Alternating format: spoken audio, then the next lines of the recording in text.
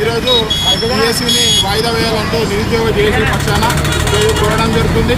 మరియు తెలంగాణ రాష్ట్రం వచ్చిన తర్వాత టీఆర్ఎస్ పాలనలో మేము కంచెలు తీసేసినాం, మొత్తం ప్రజాభవనం మొత్తం ఓపెన్ చేసినాం. ఎలాంటి సమస్యకైనా విద్యార్థి లోకం కానీ, మహిళా లోకం కానీ, రైతు సంఘాల లోకాలు కూడా రావాలని చెప్పి, మరియు ఈరోజు ఓయూలో ఒక జర్నలిస్ట్ పోతే జర్నలిస్టుని కూడా నిర్బంధించి కొట్టడం జరుగుతుంది. ఇది ఎక్కడి న్యాయం? రేవంత్ రెడ్డి ప్రభుత్వాన్ని ప్రశ్నిస్తున్నాం.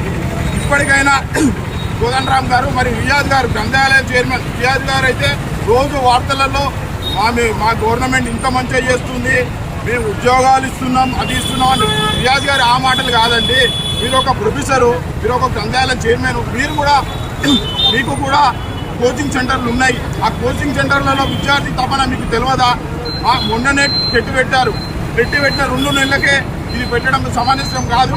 ఇప్పటికైనా తెలంగాణ గవర్నమెంట్, కోదండరామ్ గారు అయితే చెప్తారు, ఇక ముచ్చట్లు చెప్పాలంటే మేము తెలంగాణలో మా కాంగ్రెస్ గవర్నమెంట్ వేలాది లక్షలాది మందికి ఉద్యోగాల క్యాలెండర్ ప్రకటిస్తామంటారు.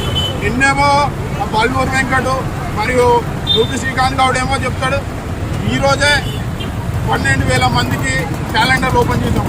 మరి టీజీఆర్టీసీ అని చెప్పి అదే టీజీఆర్టీసీలో జాబులు కాంగ్రెస్ వాళ్ళేమో ప్రచారం చేస్తున్నారు. మీ గవర్నమెంట్ ఏమో టీజీఆర్టీసీ ఎండీ సత్యనారాయణ ఏమో ఇవన్నీ ఫేక్ అంటారు. ఈ తెలంగాణ ప్రభుత్వం కాంగ్రెస్ గవర్నమెంటే ఫేక్ గవర్నమెంట్. ఇప్పటికైనా నిరుద్యోగ చేసి పక్షాన మేము మాట్లాడుతున్నాం. ఖచ్చితంగా అవసరం అనుకుంటే కేయూ విద్యార్థి జేఏసీ నుంచి మరియు ఓయూ విద్యార్థి నాయకులు అందరం కలిసి బహిరంగ సభ ఖచ్చితంగా పెడతాం.